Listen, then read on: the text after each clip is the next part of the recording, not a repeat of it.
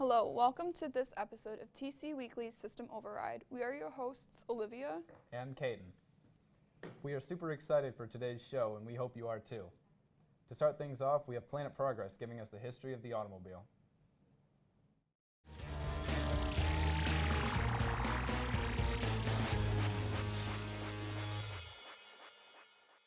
Hello and welcome to another episode of Planet Progress. I'm your host Drew Greaves, and today we'll be talking about a piece of equipment that most of us rely on daily, that being the automobile. Let's take a look at how this world-changing piece of engineering came to be.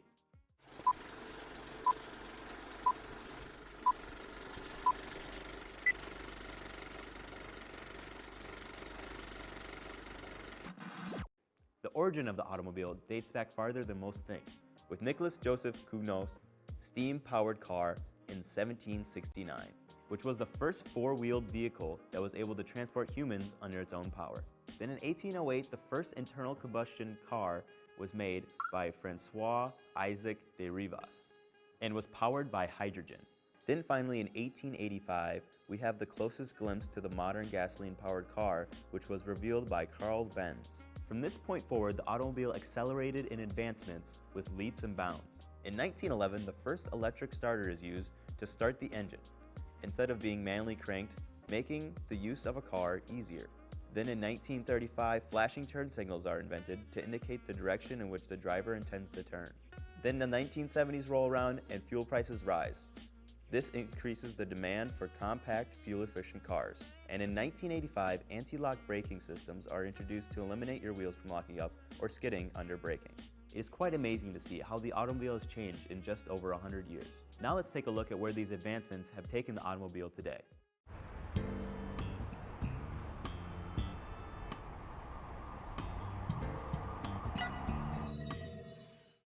The current push in the automobile world today is electric and eco-friendly vehicles.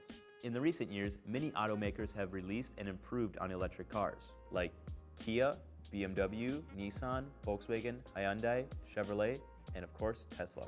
Every year, these vehicles improve in range and charge time, making it more practical for everyday life.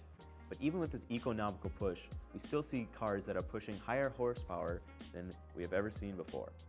Like Bugatti and Koenigsegg having cars with over 1,400 horsepower, compared to the first automobile that only had 0.75 horsepower. With the technology always proving and changing immensely in both eco-friendly and powerful cars, it's very exciting to see where this technology will take the automobile in the future.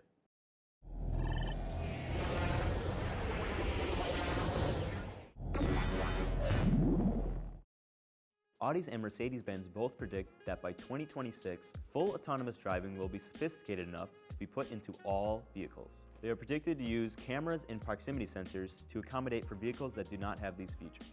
This idea of disconnect between man and machine may upset many car enthusiasts, but analysts predict this will not happen until about 2050. And by that time, manual driving will probably only happen on a racetrack and not while commuting. All in all, it's safe to say that the automobile will never stop improving. This has been the Planet Progress on the automobile. I'm your host, Drew Greaves, and I'll see you next time.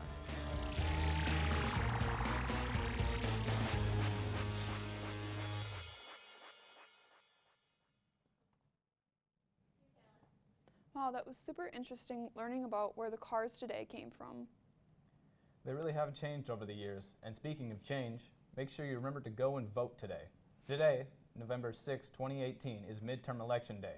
Make sure you head down to your local town hall to make sure your voice is heard.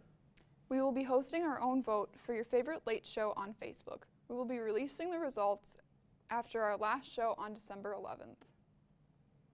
Next up, we have Music for the Soul with a brief history of jazz in the 1940s. As the U.S. entered into World War II, it had a major impact on jazz. Many musicians were drafted or enlisted. To fill the musical void, a number of bands made up of women sprung up around the country.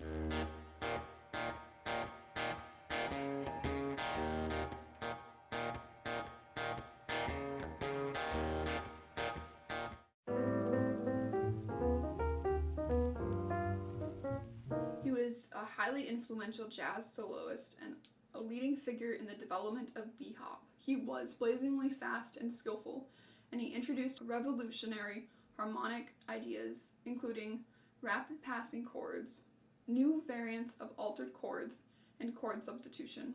His official cause of death was labor pneumonia and a bleeding ulcer. He also had an advanced case of criosis and suffered a heart attack. Was an American jazz singer with a career spanning nearly 30 years.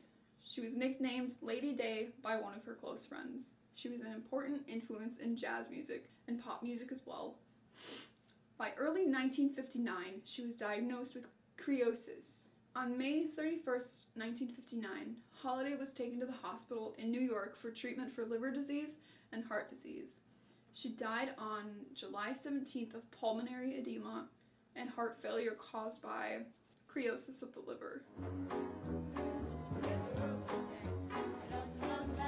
He was an American singer, songwriter, musician, and composer. Charles had started going blind at age 3 and was fully blind by age 7. He was often known as the Genius. In 2003, Charles had a successful hip replacement surgery and was planning to go back on tour until he began suffering from other illnesses. He died at home from complications resulting from acute liver disease, and on July 10th, 2004, at the age of 73, he passed away. Thank you for tuning into this week's episode of Music for the Soul. Next time, we discuss blues in the 1960s.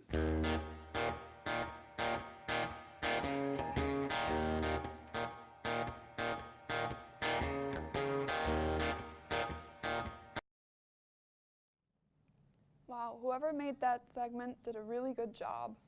Saturday, November 10th, will be the last time the Green Bay Gamblers hockey team will be playing at the Brown County Veterans Memorial Arena. A pregame social is set for 5 to 7 p.m. Around 30 Gamblers alumni are expected to attend. That sounds like a fun time, but do you know anywhere to eat after the game? I'm sure the 4 food guys have just what you're looking for. What is up? We are the 4 food guys. And we review the best foods that restaurants have to offer. So you don't have to. And this week we're going to Sushi Lover in Green Bay.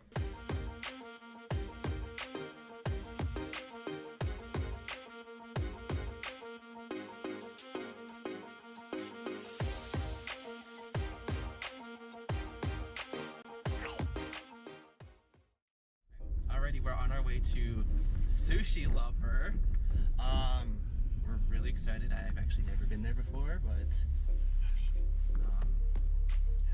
there's a wide variety of sushi, and we're all excited. I'm excited. Me too! Never had it before, so I'm pretty... Oh yeah, Nick's first time. And Matt's Matt, first and time. Matt. Island Sushi, is this the one with the boats? No, No. Island Sushi is the one with the boats. It's like I wanted a boat with my sushi.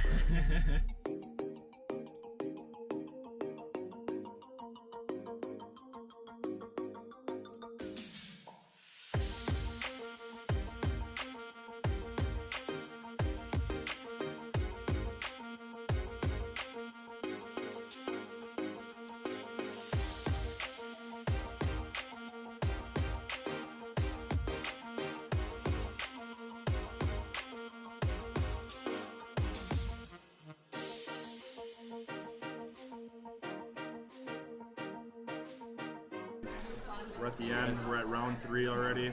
We're in the 4th hour. We're starting to feel. Starting to feel it.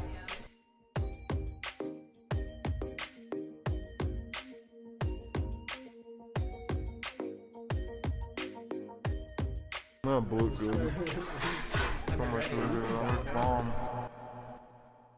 We're on our way back from Sushi Lover. Everyone is all comatose from all the sushi. Someone's gonna throw up here in a few seconds, but that's all good. So yeah, stay tuned for our review. Okay, so we just got back from Sushi Lover. Overall, it was a rather fancy atmosphere. The way they ran the business was really good. The sushi was really good. I would give Sushi Lover a 4 out of 4 food guys because the sushi was good, the way they made it was good, and it was just a fantastic place. So Sushi Lovers. That was like my third or 4th time eating sushi, And great experience. I mean, like that buffet style. I've never had a buffet style sushi place. Oh, yeah. And I mean, they just kept dishing us out rolls like left and right. Overall, I liked it. I mean, I would have to give it a 3 out of 4 because it smelled very weird in there. It smelled like really weird, and it kind of like, I don't know. You guys agreed with me. You had to. I did. I'm sick, so I can't even smell it. Yeah. All right, I'm gonna give Sushi Lover 3.25 out of 4. I really enjoyed the food. I liked how it was just endless. Like I could just order whatever I want. Boom, it would get to me, and I could just scarf it down. And That price though. That price for only $13, which All is you can crazy. eat. All you can eat for $13. And it wasn't just sushi. It was Anything off the menu. and Anything off the entrees. menu. There was entrees. All right, so Nick, your I guess. opinion on Sushi Lover now. Well, this was my first time having sushi, and didn't really like it. I tried it. I did like the volcano sushi. Some of the sushi that Matt was getting, I did enjoy, but found out today I'm not a sushi guy, so it's a little biased, but maybe like 2 out of 4. All the food looked amazing. Like sushi looks good to me, but I just don't like the taste. To anyone else, they probably like it a little more. To me, 2 out of 4. That's totally understandable. Like, as long as you tried it and you've had some, that's all that matters. You can't be like one of those people who say they hate sushi even though they never had it before. Right. Sushi. I gave it a try, okay? He gave it a try, which was good. Which was good. Just a friendly reminder, guys. We're the 4 food guys. We'll see you next time. Peace.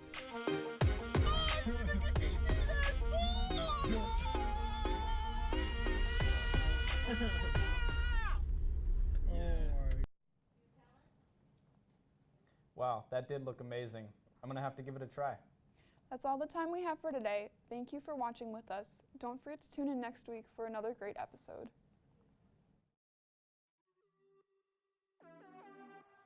System override.